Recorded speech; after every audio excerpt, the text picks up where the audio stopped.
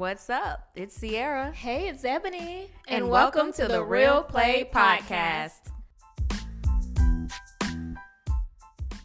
Hey guys, before you listen to the episode, we wanted you to know that we record all of our episodes with no script. We do very minor editing on our episodes as well. We want to come from a real place. We want you to hear how we are feeling at that time, and this episode is no different. It's a little difficult for us to talk about racism. We're not used to having a platform to share our thoughts and discuss what we're feeling, and so you'll hear during the episode that we are trying to process our thoughts. We haven't really had time to kind of sit with them as well, so we're processing, and we're also letting our feelings out on the episode. So please bear with us again, and if you have any questions, if you want to discuss something, if there's something you don't like that we said, if it's something you agree with, if something that you want to add input on, please do not hesitate to reach out to us. You can DM us at The Real Play Podcast.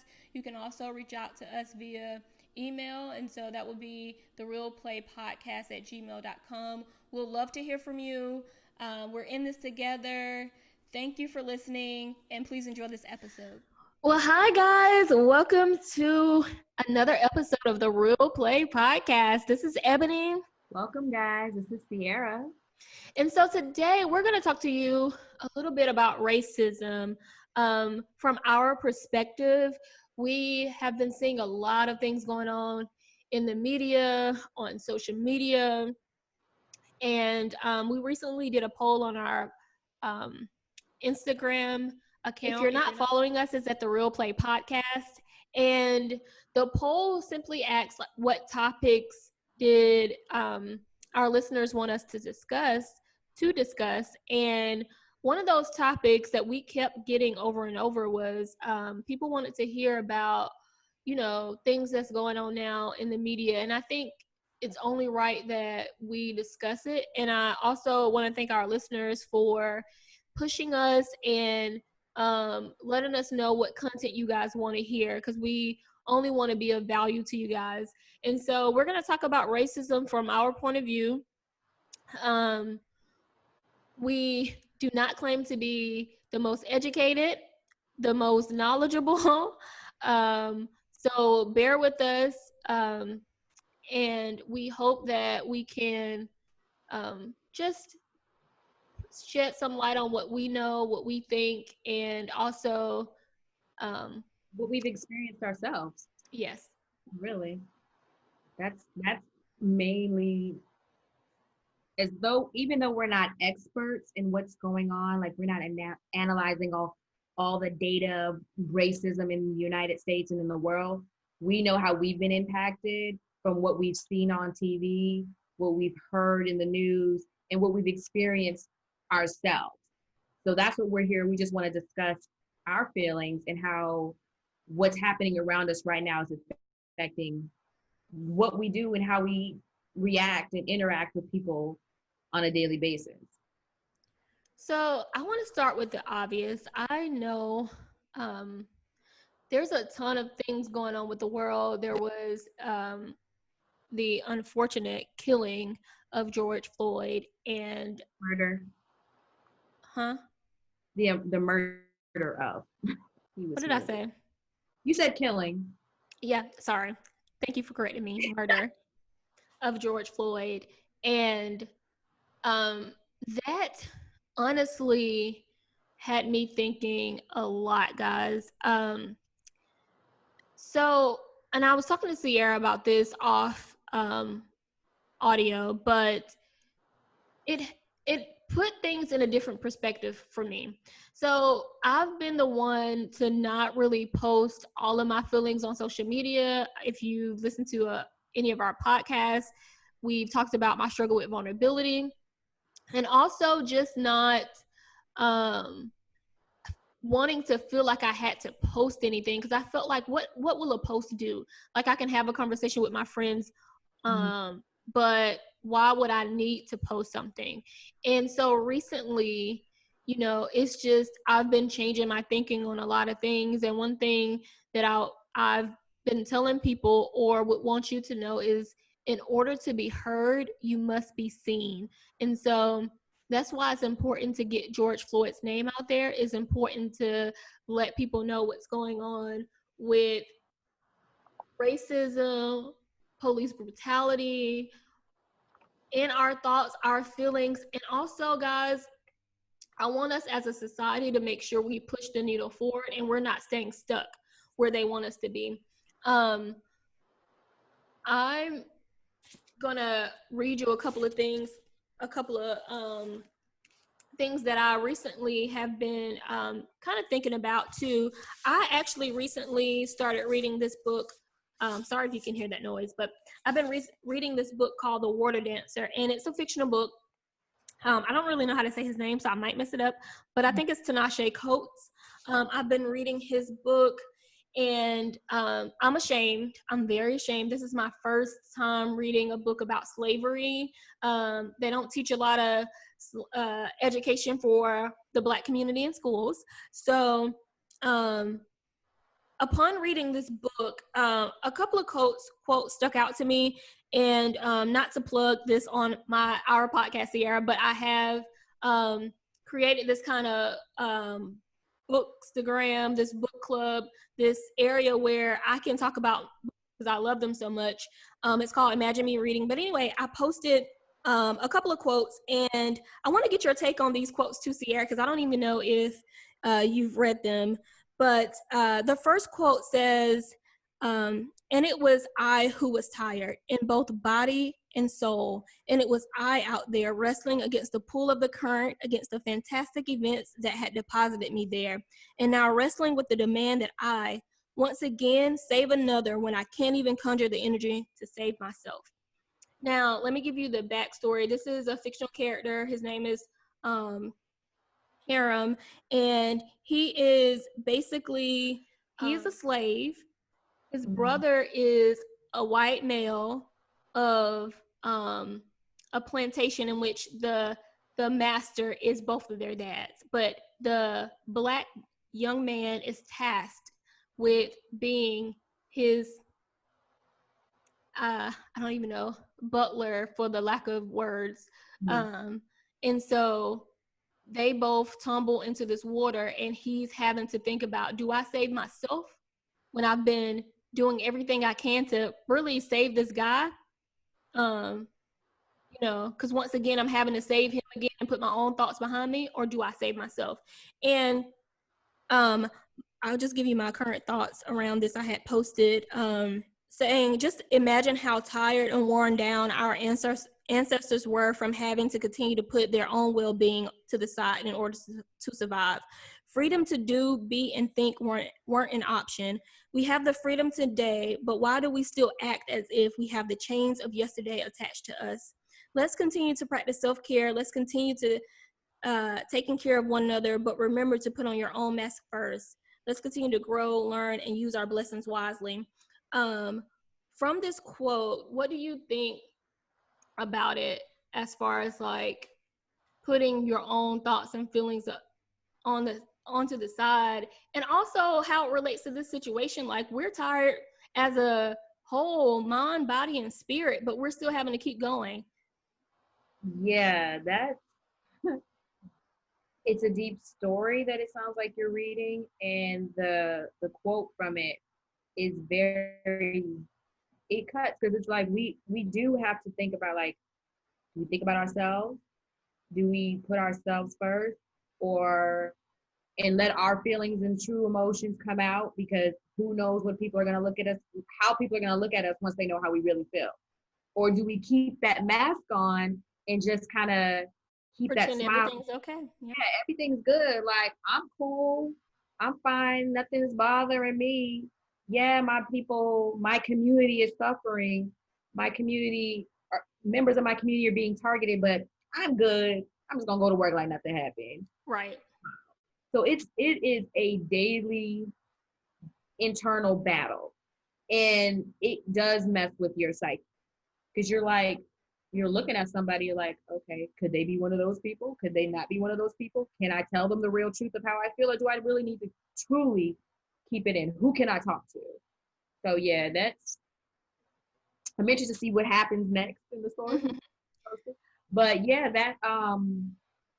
it's a daily battle that I think every single person of color, whether you're Black, Mexican, Asian, I'm not Mexican, Hispanic, um, Asian, like I think we all have to think about that. Like, do we really any any group of people that are being Of oppressed, color.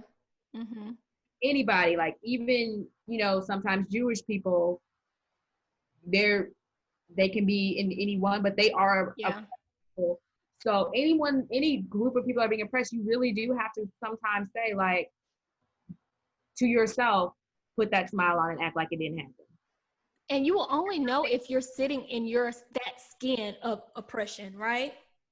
Because sometimes I can't imagine what it feels like to not be oppressed, not be having to watch when you walk out the door that you're not out at a certain time of night, having to watch behind you when you're in the grocery store, having to constantly always look and feel and wonder.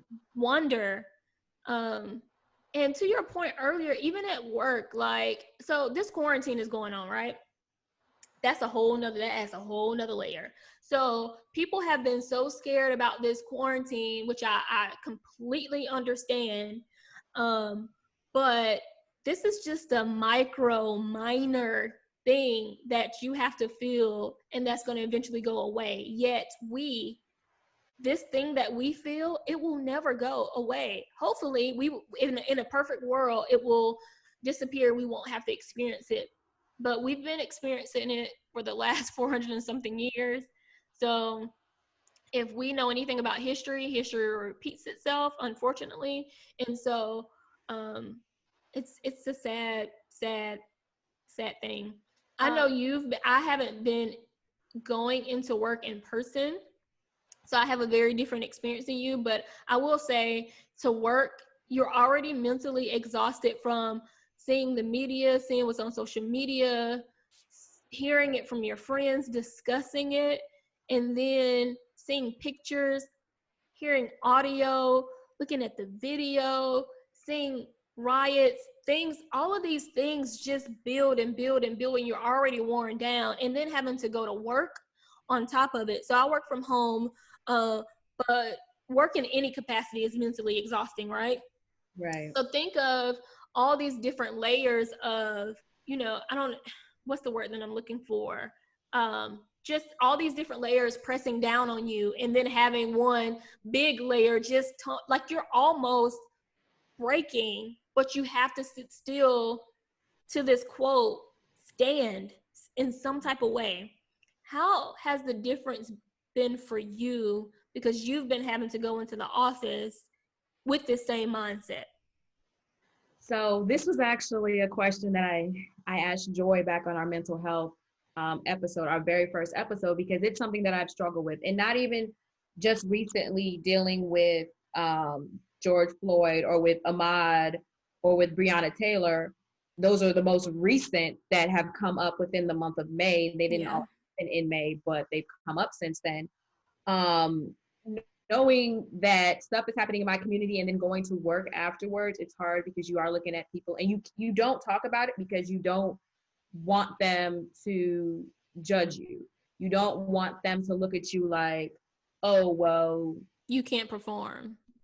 She's in her feelings because of something that's happening all the way in, we'll just say Georgia, or happening wherever it's happening, Texas. But it's not true, because a lot of the stuff that the people that it's happening to look like me, look like my two brothers, look like my dad, my uncle, my cousins, my friends, even colleagues. So if it's not happening to your community as a whole, it doesn't really hit them the same way as it would hit me. And I have to sit there and I have to put on that face, because I do have a bubbly personality at work. I do make sure that I keep my emotions intact and I'm not crying at the desk. So I have to put my Superwoman cape on for 8 hours and then come back home and sit down. Either that or I have to call out. So because we're in the middle of this pandemic, it's not as many people at work. So I'm not having to go to meetings. and sit in it and like try to pretend like it didn't happen. But I also haven't been back to work since the most recent one happened. So when I do go, I know it's going to be still in the back of my head, but thankfully I won't have to go to a meeting or look at anybody in their face and say like, and pretend I don't feel it. I can actually live it. I could probably sit at my desk and cry because nobody's sitting around me, because that's just not the place for it. The workplace to me isn't for feeling those emotions. It's to get your work done and go home and then feel it there. Yeah. That was a lot. While you were speaking, I thought of another quote from the book that I also posted that is very interesting. So in this book, they talk about the quality, which is the white, the masters, the people that lived in the home, the plantation, sorry. And then they talked about the task, which is if you're a fairer skin, then you are tasked and you live, you may work in the house. You may or may not be fair skinned. And then they talked about the low, like the people that worked in the field. So anyway, it says the quality, for instance, did not inquire on the inner workings of their people. They knew our names and they knew our parents, but they did not know us because not knowing was essential to their power. To sell a child right from under his mother, you must know that the mother only in the thinnest way possible. You must know that mother only in the thinnest way possible. To strip a man down, condemn him to be beaten, flayed alive, and then anointed with salt water, you cannot feel him the way you feel your own. You cannot see yourself in him, lest your hand be stayed, and your hand must never be stayed, because the moment it is, the task will see that you see them, and thus see yourself. That stuck out to me because I was like, wait a minute. Like, and I'll give you what I kind of posted about it. I honestly, this book is hard to read with everything else going on. I honestly said I was going to put the book down because to read about slavery and to see the parallel with what's going on now is so hard. It's so mind-boggling. It's so frustrating that I was just like, I don't know if I can handle this. Mm-hmm. So, but because it's uncomfortable, I feel like I need it. Mm-hmm. I need it to grow. I need to learn. If I'm not trying to learn about my history, that's a problem, right? Mm-hmm. And also face that reality. So I wrote something. I said, I almost decided not to continue reading this book with everything that's going on in the media. Though this is a fiction book, the reality is the interwoven stories of the characters are scarcely parallel to our lives today. I commend anyone doing a deep dive in the depth of their soul to ask the hard questions. And I said, reading this made me think of vulnerability, the vulnerability it takes to understand the depths of others. Instead of taking the time to know the totality of others, we pick and choose which experiences we want to acknowledge, whether we identify with them or not. Truly understanding others requires us to see them and for us to be seen. And we've talked about vulnerability many times on this this podcast, but that's one way I feel like we'll be able to get past some of the racism is if other people identify with those of a different skin color. Because if I don't identify with you, if I don't connect with you, I can pick and choose. Like, Sierra, we're the same skin color, right? I can say, I identify with your skin color. Mm-hmm. I identify with your personality because it's jovial, you're nice, you're smart. I identify with that. Mm-hmm. But I don't identify with your hair. I don't identify with the hard parts of you, right? Mm-hmm. So even as a friend, even as just a person in general, I feel like if we're not identifying with the hard parts of someone, we can't really call ourselves friends, humans. Like, we should take the time out to really sit and get to know people for who they are. And so George Floyd is a Black man and he's a human, period. He deserved whatever he was being arrested for. Because again, guys, I'm not claiming to know all the facts. Mm-hmm. Whatever he was arrested for, it doesn't even matter. but only because of his skin color, I personally feel like he was pinned down like a pig and his soul left his body on that day within a couple of minutes, all because of someone wanted to show their power, their pride in their skin color. That is not fair to a mother, a child, a brother, a sister, a friend, or a loved one. And I think it's going to take us having those hard conversations with ourselves, with our friends, with our coworkers. I even want to say with y'all, President, in order to, in order to keep moving the needle forward. And I don't know if you have anything to add to that, Sierra. I have so much to add, but I know that we have to be very mindful of the time of what we say, and like you said, I don't know all the facts. I also will admit I have not watched the video. I have not listened to the audio of neither him nor Ahmad, who was simply running down the street. Wasn't getting arrested by a police officer, jogging down the street. I walk every day. You know what I'm saying? So for me, I purposely don't look at any of that stuff because once those images are in my mind, I can't take them out. And someone who deals with anxiety and panic attacks, I don't try to add anything extra.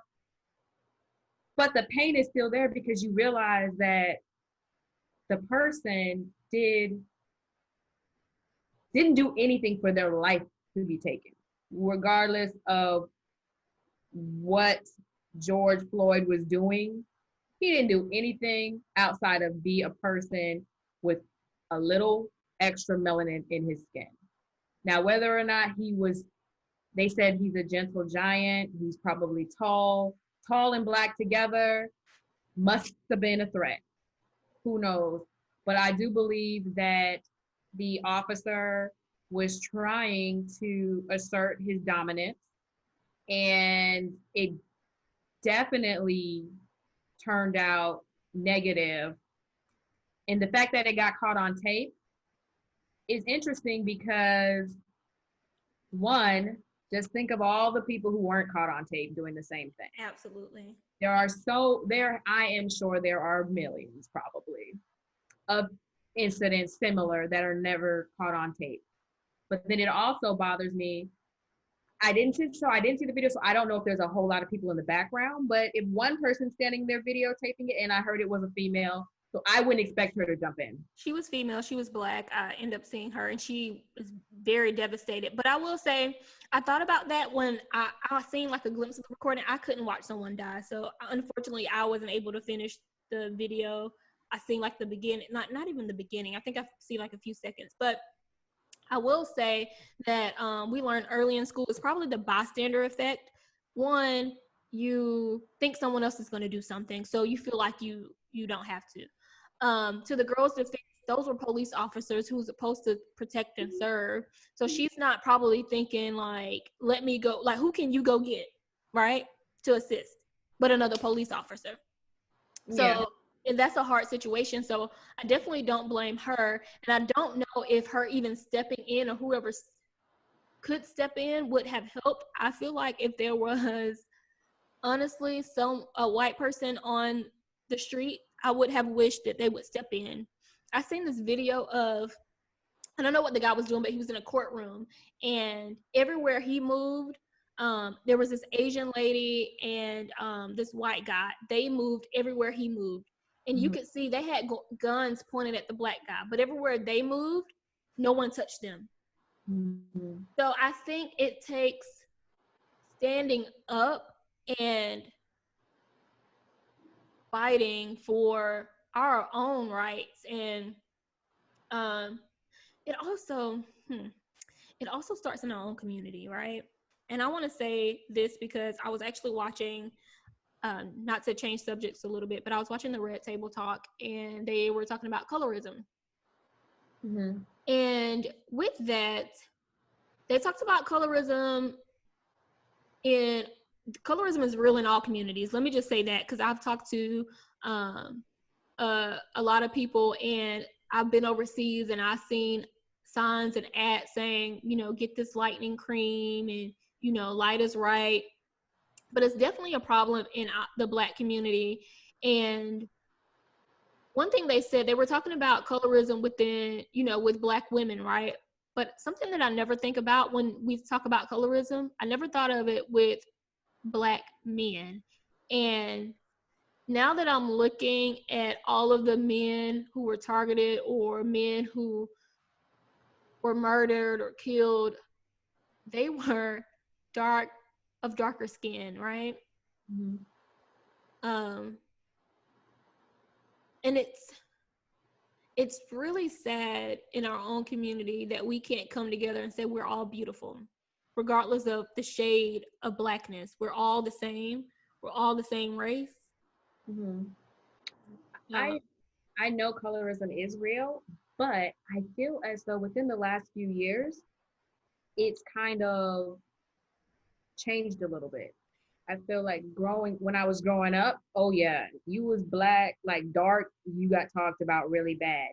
But, and it could be just the age that I'm at the level that I'm at.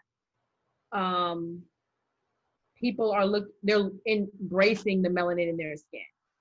So they're uniting a little bit more than what we were doing like in the 90s. We're like, oh, she light skinned and she got this, she got that. Now it's kind of like, you still see the videos of the lighter skinned girls with the longer hair and all that stuff. But I feel as though because so much is happening, our community itself, I know you were saying like the people who these incidents have happened to are darker skinned. So that's the non-Black people targeting them. But us as a community, I feel like we're starting to look at the rainbow of our colors and really embrace everybody.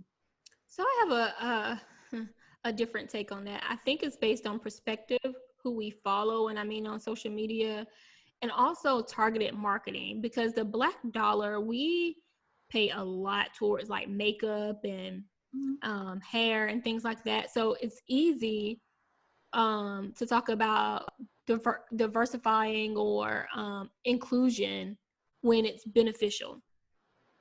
I want to see where we're included when it's not beneficial to anyone, right?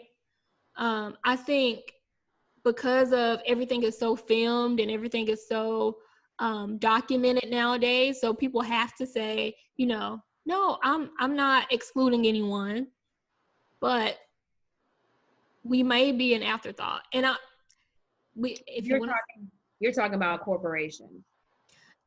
Corporations. I'm talking about in people that I follow too, and just on social media. And I will say something else that I thought about too is, oh my God, my thought just went away. Give me 1 second to think about it. Mm-hmm. I don't remember what I was saying before. So skip past this. I'll come back. Okay. So, going back to what I was saying though about the videoing of it, I don't blame her at all whatsoever.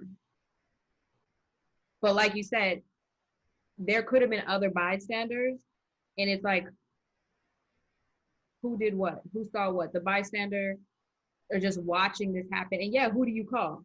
You can't call the cops because the cops are there, but just because there's 4 dirty ones doesn't mean that you can't get on the line and 100 people call, and you just never know who can come.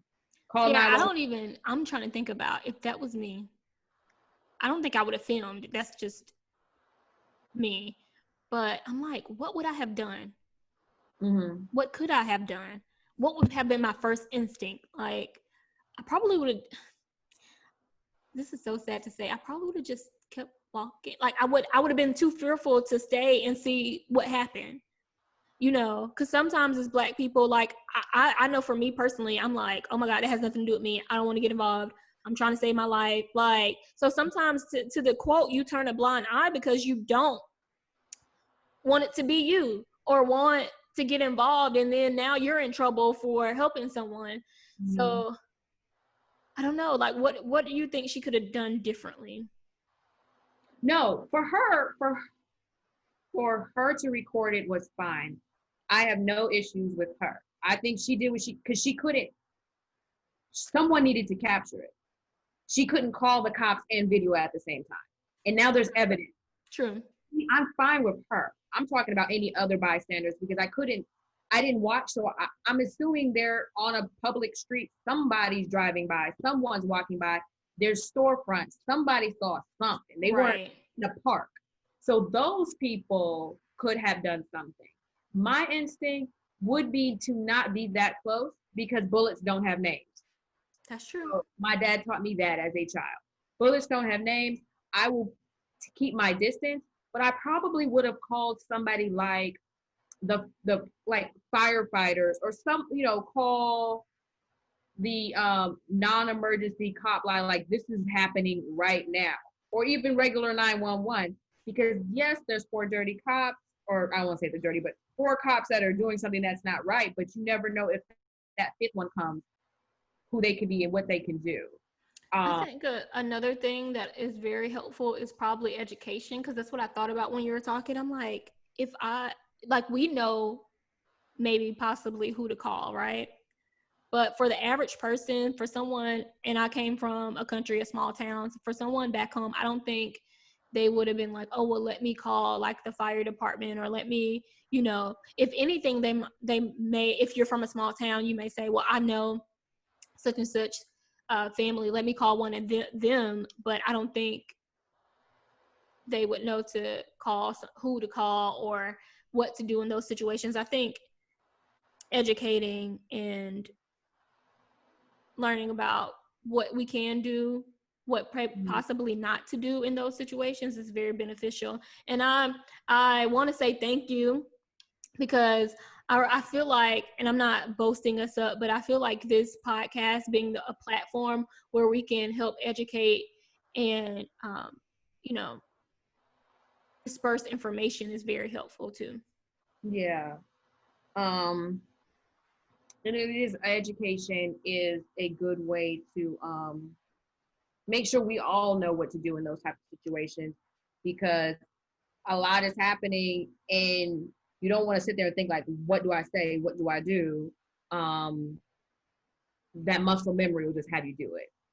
But in those situations, I am glad that somebody did get it on tape, because if it wasn't caught on tape, there would never be a trial. We don't know when there will be a trial, what's going to happen, but there's definitely real life evidence of it. Yeah. So, and then the number, then I believe it's #77 is the emergency number. If you're like on the side of the road or you see something, call that instead of 911. Kind of goes to the same dispatcher area, I believe, but oh, that's good. I didn't know that. If you're driving on highways, you probably never even paid attention to it, but there are signs that say it. Again, that's another thing that my dad taught me a long time ago. Know where your mile marker is, and this is the number you call so that you can tell them where you are.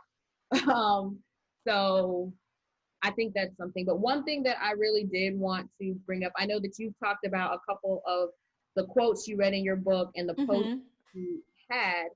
So I recently posted on my social media as well about it, about everything that I was feeling, because I felt like there's times where stuff happens, and I'm always talking about, guard your mental health and, don't look at stuff, don't take in anything that can hurt you. But then I started to think about it. I'm like, wait, what's really happening?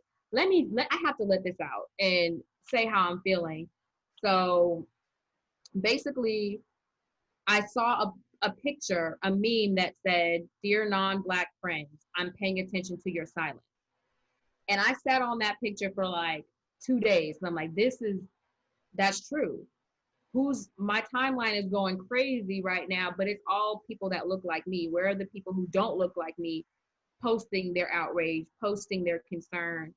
So my post is a little long, and I will paraphrase some of it, but I'm going to go ahead and read it to you guys right now, because it definitely came from my heart and how I honestly feel in this time, having been somebody who has dealt with racism firsthand, which is crazy to think back about. Mm-hmm. It's true. So my post says, to be 100% honest, your silence really does speak loud and clear.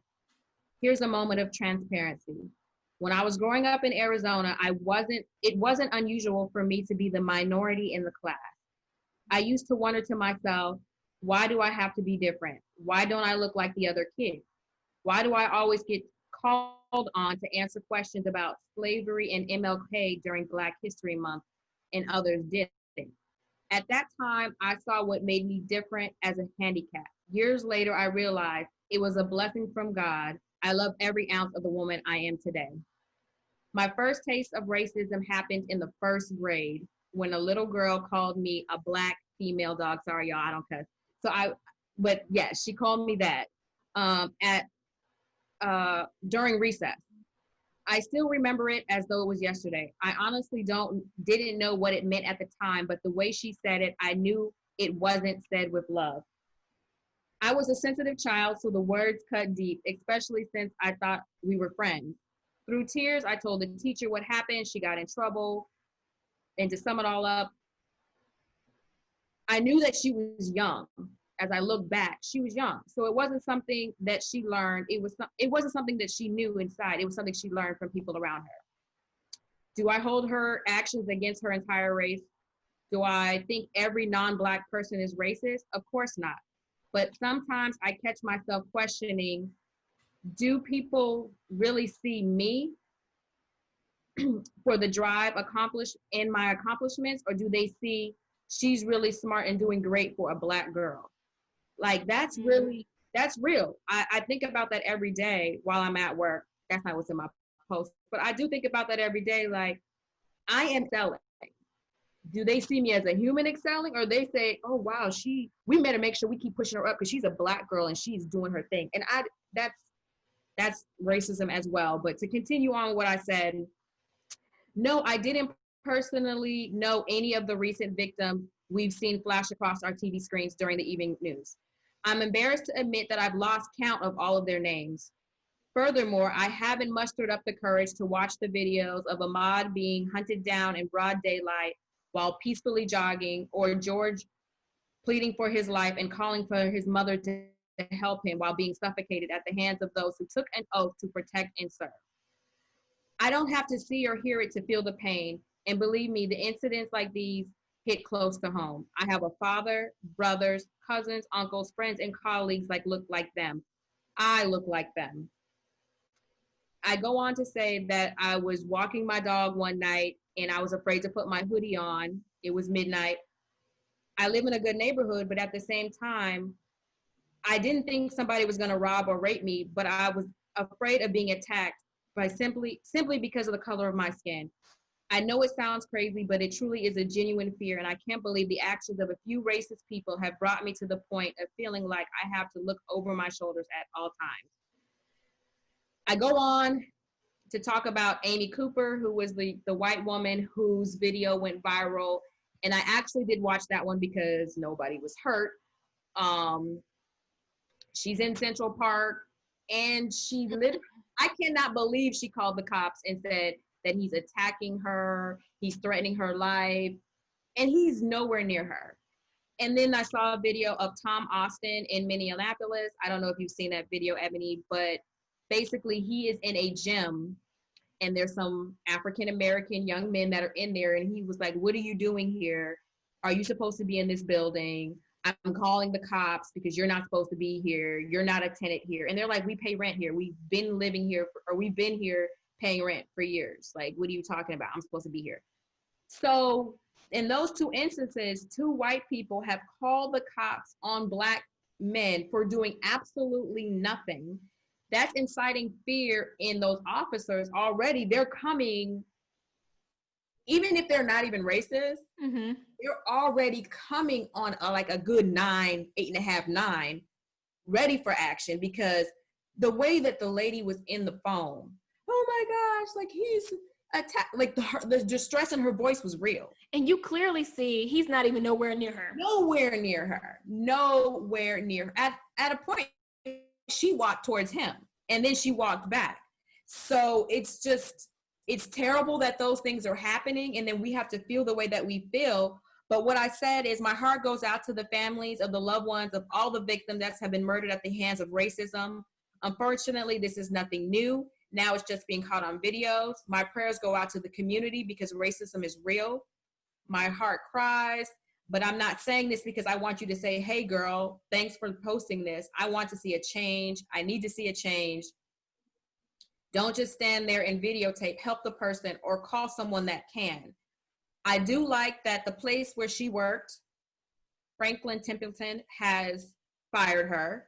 And then also for Tom Austin, the office building he was renting the space from, they've also terminated his lease. Oh yeah, I saw that video too. And it's just like, and that's another fear, things that make us fearful, I know at least for myself, is the more you educate yourself, the more money you make, the more you start to go into these spaces, you realize that I don't have a lot of people that look like me. And you start to feel unsafe because it's kind of like, how long are they going to let me be here? You start feeling like almost an imposter, like, and then for someone to come up to tell you, why are you here? Are you sure you're supposed to be here? And you've paid for something? Like, why, out of all the people in here, you come up to me? Yeah. Because of my skin color, because of something that I was born with, that I wouldn't change and can't help, right? So it's something innate and sickening to me that someone would even challenge someone being in a building, right? Something that they're paying for as well. It's not like it's your building that you own. Exactly. So I think that was good, Sierra. I think another thing too is I had posted something similar on my social media about just, I am friends with a lot of people of a lot of races, and sometimes it's difficult to have these conversations, like I said before, but as I'm growing and I'm learning and I'm becoming more vocal and more grounded and more into who I am, I'm not going to stop having these hard conversations.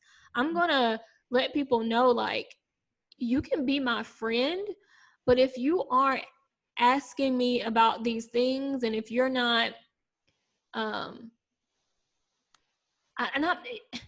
me, I'm okay with you saying, hey, Ebony, like, I don't know what to do. That's fine, right? Mm-hmm. But just simply not doing is not. Yeah, I think not saying anything, not doing anything, that shows you that and kind of acting like it doesn't happen, is like, are you my friend? Because if you don't understand that why I'm hurting or why I may feel a certain way about this, then you don't know me. And you're not really my friend. And it's fine. It's cool. You don't have to be friends with everybody. But the whole purpose of me posting what I posted was just for people to know, like, this is what happened to me. Like, I have felt it myself. I still feel it every day, and I go to work. Every time I see, people of certain, like older white men, I'm looking at them like, are they looking at me like, what's she doing here?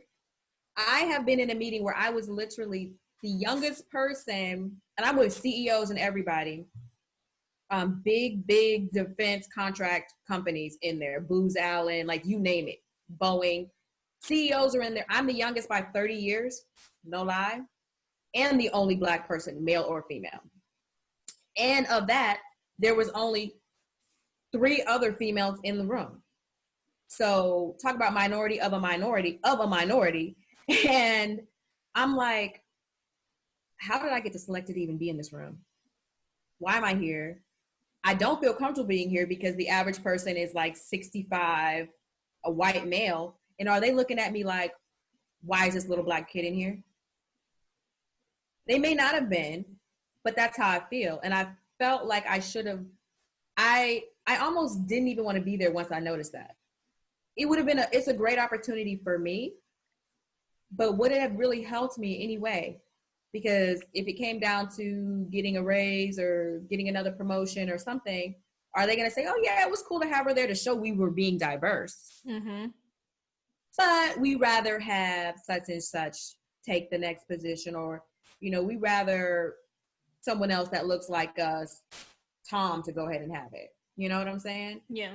Like you were saying earlier when you were talking about sometimes they do it just for the looks of it. I found out later that I was nominated by my management, and they probably didn't know how diverse the meeting was going to be. And they could have been just giving me that opportunity, and I appreciate it. But at the same time, it's like little things like that. We need a minority. We need someone of color. We need you on the website because we don't have anybody else. Yeah. Exactly. Been there, done that. So another thing I want to talk about is, and I think to friends listening, is some things that you can do. Let's say you're not a person of color, but you have a person of color as a friend, right? Some things that you can do. One, ask that person, are they okay? Okay. So, and this is not just simply asking. You need to be genuine and then also wait for that person's response. Because sometimes, and this is not even a racism issue, we in general as a society have a hard time expressing our feelings on how we feel about something because we're not given the proper space to respond. So I think that's one thing someone can do. Another thing is ask, how can you help? How can I get involved? What can I do? Do you have any books that I can educate myself on? Can you have a discussion with me? And I think if someone doesn't know, like having a discussion with someone and asking them questions and being, open and willing to listen is a start, because the more you're educated, the more you can educate your friends, the more you can educate your parents, the more you can educate people of your race, so that we can all live as one big happy family. But until we're all educated and we're all seeing each other as human, I don't foresee this going away anytime soon, unfortunately. Yeah, I agree. So to think about my non-Black friends, what can they do for me? I do agree that yes, definitely just check up, see how I'm doing, and like you said, be genuine with it, and then educate, educate themselves and to pass that on, like to their family, to their friends. Because let's be real, we are going to most times associate with people who look like us. It's natural, it's human nature. You feel that connection instantaneously, like, oh, she looks like me, her hair, oh, she got braids, oh, she brown skin, yeah, that's my friend. So I'm not even gonna get mad that, because most of my friends are Black, that most of their friends may be white, or most of their friends may be Asian or Hispanic, whichever race they are, it makes sense. But educate yourself and then educate those around you. And make sure that it's not just like a surface level, like you were saying earlier, like we really have to look inside ourselves, and then we have to really try to look at other people and put ourselves in their positions to kind of be empathetic. Like you may not ever know what it's like to be in a country where you were born and raised, and you are afraid to stop at a gas station because, oh, this might be too country of a town. Whew, telling you. It makes absolutely no sense for me to live in the United States of America, and I'm driving from Maryland to Charlotte, and I won't stop I only stop at 2 gas stations on the way down. I don't even need to stop. I just stop because I like treats and stuff. But I just try to make it a little lighthearted. But I won't stop because I don't feel comfortable. And again, no, not because, oh, I'm a woman and someone's gonna try to take advantage of that. Because I'm Black and they may not want this Black person there. Absolutely. And that's absolutely crazy to me. I'm from South Carolina, and so I've dealt with racism before.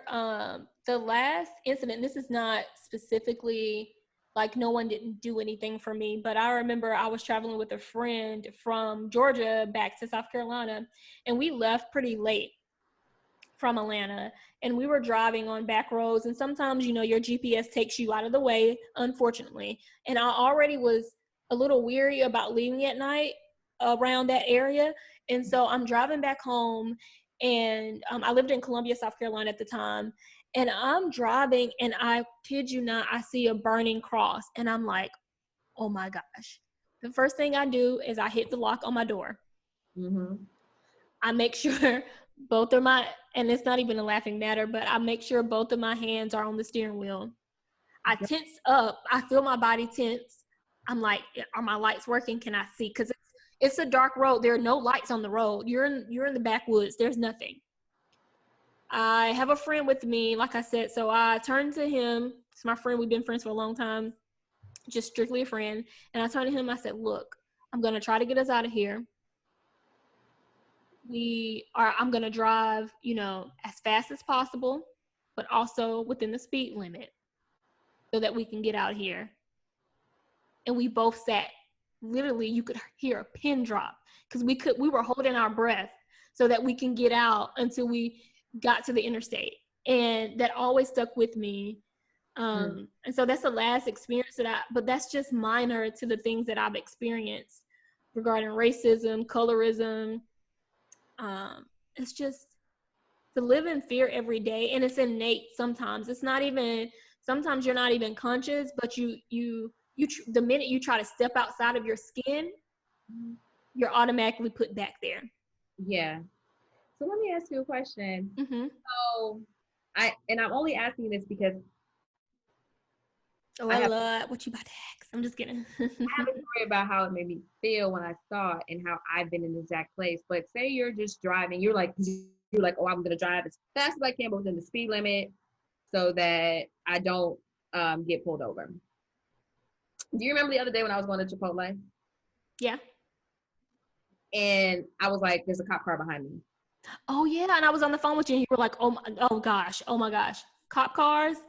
Ebony. Like the beating of my heart when they're behind me, I'm like, oh my God, what did I do? They can be pulled to the side and not even do anything. Like, it's just like a fear of what could happen if they feel like I am doing something. Exactly. And when you were talking about how you were trying to drive fast or drive, slow, I'm thinking. And I we were on FaceTime or, we were on WhatsApp. I don't know. I was leaving you a video, and I said in the video, "Oh, Marco Polo." Okay, got it. Marco Polo. I said in the video, "Girl, he's still behind me. He just turned right." I said, "I'm not doing anything. I got my hands on 10 and 2. Like, if he pulls me over, I am not turning this video off." I said that in the video, even though you wouldn't have seen it until I pressed send. Right. I was not turning that video off until I knew he wasn't going to pull me over. Because when he turned right from the left lane, honey.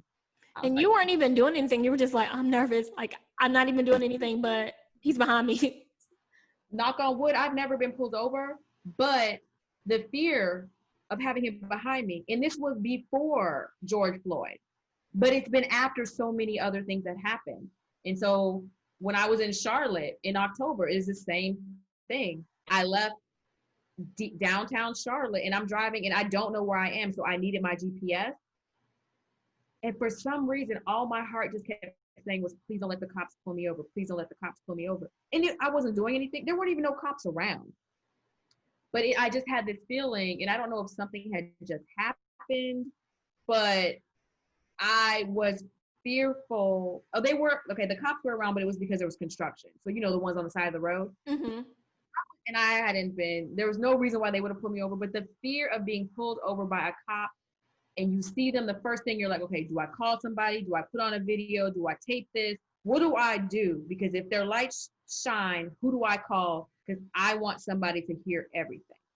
I want someone to see everything. And we should never have to feel that type of fear. Yeah, if you're doing something, that's one thing. But the fact that we are not doing anything and we know it, but we're still as afraid as if we were a criminal, because in some of their eyes, they will find a reason to pull you out the car. And someone posted that today. He said his biggest fear has been being asked to be pulled out of a car by a cop. So when he's gotten pulled over, he's turned his music down, he's put his windows all the way down in all of the four windows, he's taken his hat off, he's kept his hands up the whole time and prayed that they didn't pull him out the car. Because once you're out of the car, just like at Queen and Slim, once you're out of the car, that was a fictional movie, but we see how that happens in real life. I haven't seen it, but it does make me fearful for myself, my family. You know, I have brothers. I have a lot of brothers. I have sisters. I have a dad. You know, it's crazy how in those moments you're like, let me do the best that I can to prevent myself from being another statistic. So this whole talk has been on racism, how we've experienced it, little things that we see happen and how it may make us feel, just because deep down we're already running on a level of anxiety of what could happen to us just because it's happening to both men and women. So we don't think that just because we're women, we can't, you know, they're only targeting men. Like, it's happening to people. Breonna Taylor was at her home. So where do you find refuge when you're in your own apartment and they come in? Absolutely. It can really happen to anybody. But I did see a post online where it says, what can you do? So some of the things you can do is you can contact the district attorneys in whatever state this issue is happening. So for the case of George Floyd, Minneapolis district attorney. And I've definitely emailed. You can sign a petition. I've signed a petition, yes. Support racial justice organizations. So that's Black Lives Matter, NAACP, the Southern Poverty Law Center, the United Negro College Fund, Black Youth Project 100, Dream Defenders. There's so many more that you can support financially. You can do, if you don't have the money, you can go out there and pass out flyers. You know what I'm saying? Support, spread the word. Do not sit in silence. If you're, like Ebony said, like before we used to kind of sit there like, no, we don't, our voice doesn't matter. Say something.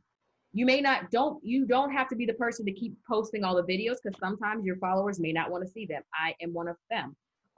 But there may be some people who have not seen it and didn't even know it was happening.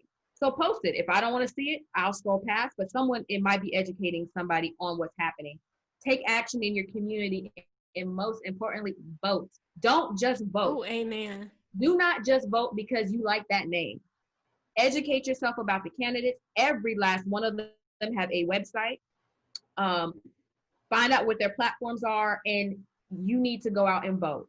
Tell your family and your friends to vote. Not only vote for the president, you're voting for senators, you got to vote for governors, you got to vote for the justice system, like the people that are not correctional officials, who you're letting in the schools, superintendents, those are on the ballot too. You know, all of that, like from law to children, we are voting for everything. So please, please, please, please learn the people that you want to vote for, really educate yourself, and let your voice be heard.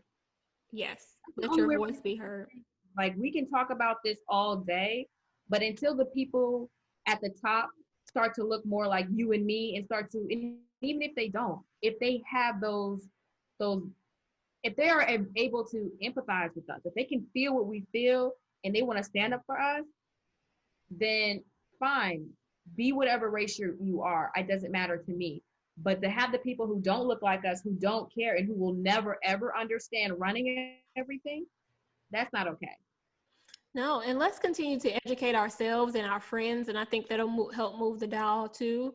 And thank you, Sierra, for looking that up, because I feel like all of those points you made were really important. I also want to say to you guys that the experiences that Sierra and I spoke about, they're not the totality of what we've been through or what we've witnessed. We just gave you a very minor stories, a look into our experiences. We want to hear from you. We want to hear your feedback. If you you want to just chat us in general, you want to talk about this situation, please feel free to DM us. Again, we are at the Real Play Podcast. If you don't want to DM and you want to email, we're at the Real Play Podcast at gmail.com as well. We'll love to hear from you. You can also leave us a voice note. So we have it linked on our Instagram under, there's a link there, and you can leave us a voice note, and we may feature you on the podcast if you leave us one. So with that being said, we really just wanted you guys and us to kind of have a platform where we're able to discuss topics like this. So we hope we've done you guys a due diligence, and we tried to say as much as we can in this short amount of time and convey our feelings. We hope it came across correctly, and if we said anything unintentionally, we apologize in advance. So we're human as well. Yes, we do. Thank you for listening. This is like everything else we talk about on our podcast. This is just coming from our eyes, from our experiences. We're not here to try to belittle anybody, to make anybody feel like they should have done something differently or that their viewpoints are not, cool. But we just really wanted to kind of talk about what we've been through, because as we're seeing this stuff happen, we start to realize we really are encountering it.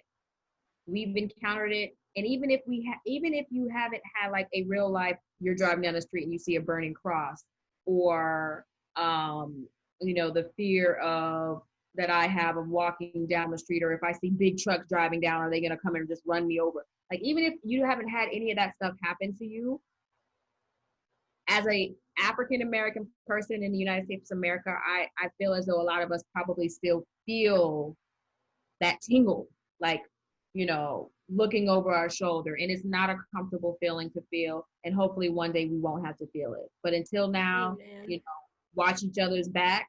We're here. We're a community of beautiful people. So love each other, communicate, educate, respect, pray, Lord. Pray. Most importantly. 6:30 every day, every night. Like, I am lifting up everybody, all the people. I'm lifting up the community, the government, just the world right now. We need prayer, and we just love. Love is everything. So that's all I got. I thank you guys so much for listening. Hope that you will come back for our next episode. But Ebony, I guess this is it, right? Yes, this is it. Thank you guys for listening so much. We really appreciate it. And again, let us know what you guys think. And until the next episode, bye. Bye.